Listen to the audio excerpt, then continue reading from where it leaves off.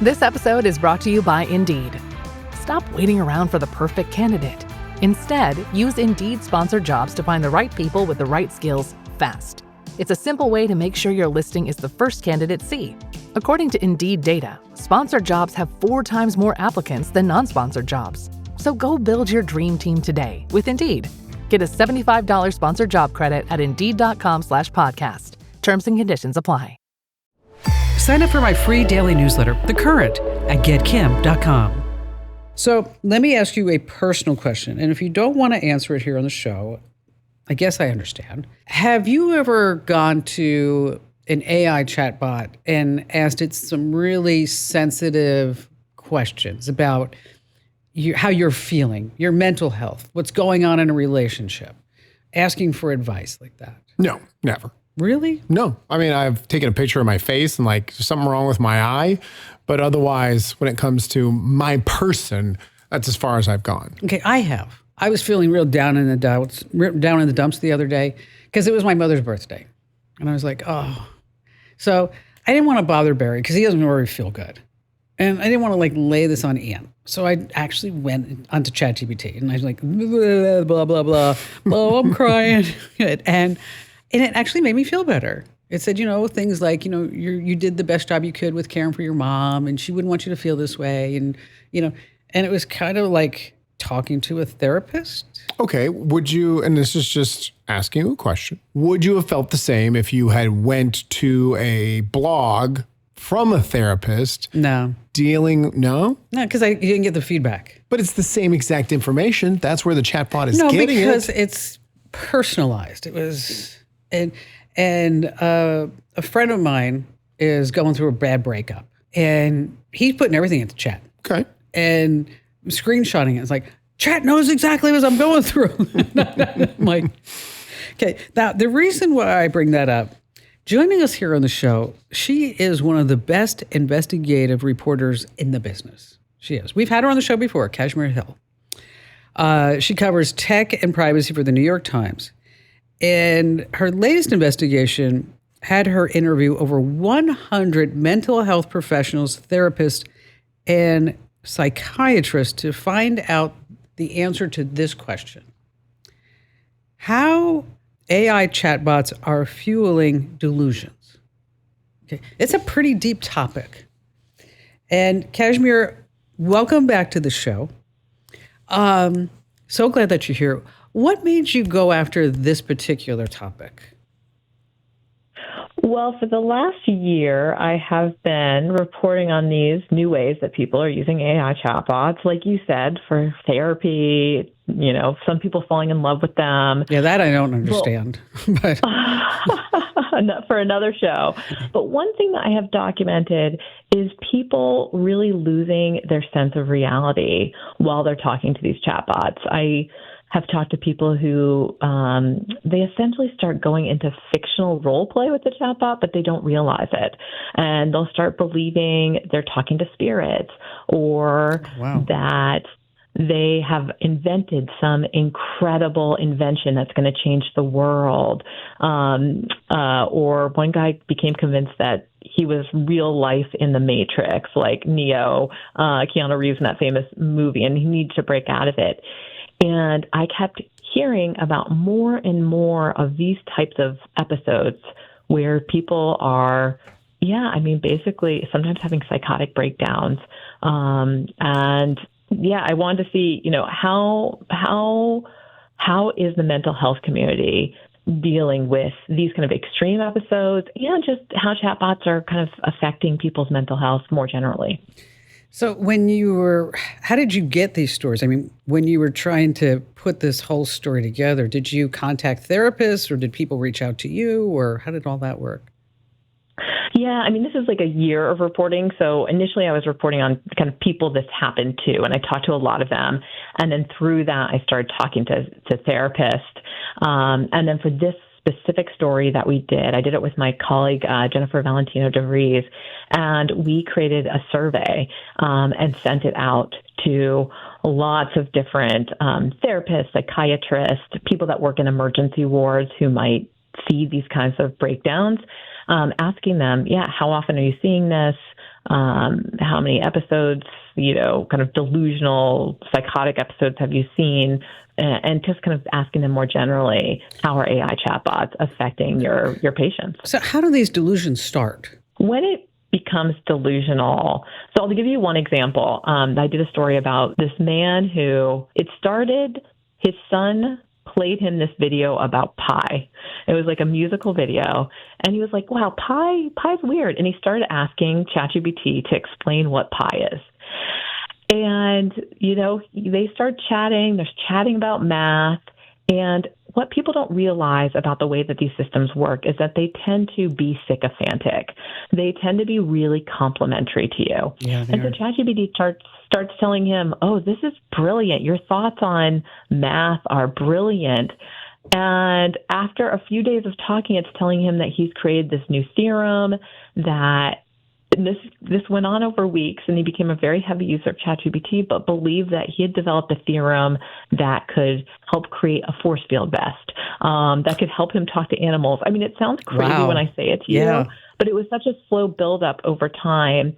And he thought that he was interacting with this superhuman intelligence that knows everything, that scraped everything from the internet. And so if it told him, this is really unique, this is really new, he thought it could be true. And he was actually telling his friends about this in real time, and they all believed it too. They thought they were all going to work in a lab on this incredible invention that he had come up with ChatGPT. It was kind of, therapists I've talked to have referred to it as, I don't know, I'm terrible at French, but poulet à deux, like when two people have a shared delusion. This is what is happening, but it's happening with the chatbot. The world moves fast. Your workday, even faster. Pitching products, drafting reports, analyzing data. Microsoft 365 Copilot is your AI assistant for work. Built into Word, Excel, PowerPoint, and other Microsoft 365 apps you use. Helping you quickly write, analyze, create, and summarize. So you can cut through clutter and clear a path to your best work. Learn more at Microsoft.com/M365 Copilot. I actually talked about this earlier in the show where I was helping Brielle with her homework last night, and we were doing math. And at one point, we were trying to get an answer to a question or verify an answer she did. And then ChatGPT was like, oh, just a side note, Andrew, tell her she's doing really good and that she knows the processes. She's just got to work on the math. And I literally said out loud, shut up. You're just a stupid computer. Give us the answer. Is there a personality type that is more susceptible to something like this? Yeah, one thing that I have learned through this reporting is that something like 20% of the population is prone to delusional thinking.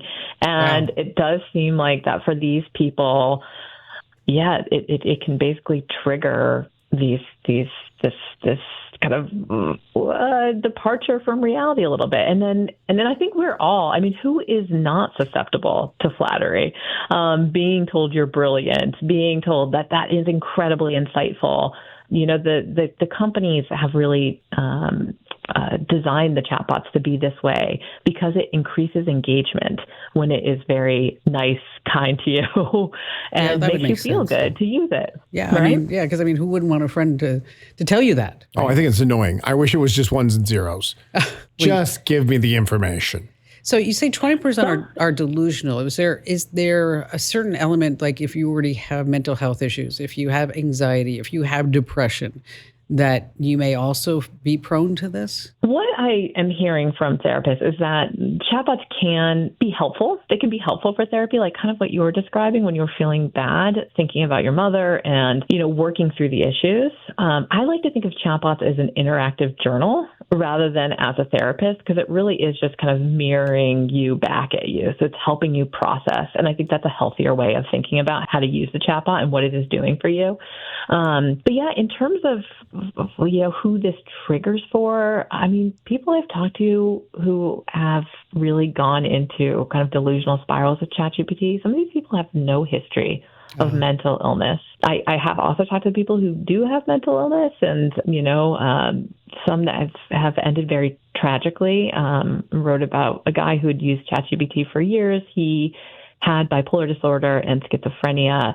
And when OpenAI, which makes ChatGPT, made some tweaks to ChatGPT to make it more engaging, it seems like it started doing this more, being a little more sycophantic towards people, being more likely to tell them that their strange ideas were realistic. And so this man came to believe that the AI was sentient, and he fell in love with this sentient AI he thought he was communicating with. And when she disappeared, he became very depressed, and ended up, that story ended very tragically. Do you think it's going to get worse? Or do you think maybe OpenAI will put some controls around this, and the other ones too? I'm not just, saying ChatGPT. I mean, they're all going to have the same issues. I don't think that these companies want to design a product that is harmful or drives people crazy. And all the companies seemed I don't think they realized this was happening. I think they should have. I don't think they were doing enough safety-wise. They weren't monitoring, how people were using this product that they have rolled out to us. We're in a big psychological experiment, billions of people using this novel technology, but they seemed responsive to the stories that I and other journalists were doing, saying, hey, this is really affecting people in extreme ways. And they have made some changes to try to make it safer, to have more monitoring. But I don't know. I feel like we're all just experiencing this in real time. We are. And the regulators don't know what to do. There's not good laws right now with expectations for how these products should be designed. And it kind of falls out of the traditional consumer safety when we're talking about harms to people's mental health. That's for sure. Were there if anybody's listening right now or watching, Kashmir, are there any telltale signs that this may be happening to you? Well, I mean, I think it's really important to notice the sycophancy. You can actually give it instructions to be less sycophantic. Like you were saying that you don't, one of the hosts was saying he doesn't like it when it's, putting in praise along the way. You can tell it, I don't want praise. Stop doing this to me. I think one way to notice this is not so much with yourself, but with your loved ones, with your friends. If they're starting to say strange things about the conversations they're having with chatbots, what it is telling them, I would ask them more about it and see if they are starting to get kind of sucked into an addictive relationship with the chatbot that might not be healthy for them. I think that's the important thing, is to have that open line of communication, and then to, really just lay it on the line that this could be happening. And you did not just develop the newest force field. I don't think so. Okay. If they tell you they invented a force field, maybe ask a little bit more about that. So Kashmir, the article's online now at the New York Times? It is, yes. You can, if you search my name, Kashmir Hill, spelled like the Led Zeppelin song, that's what I'm named after, you'll see a lot of the reporting I've done on this over the last year. I love that. I wish I had a tagline that. All I have, Kashmir, is I'm Kim Commando. I had nothing to go with. You weren't named after nothing. I was named after Kashmir. Always a pleasure. Thank you so much for being here and talking to us for a few minutes about what you have going on. Tell you, she is truly, I said at the beginning, she is probably the best investigative reporter in the business. She does just such great work.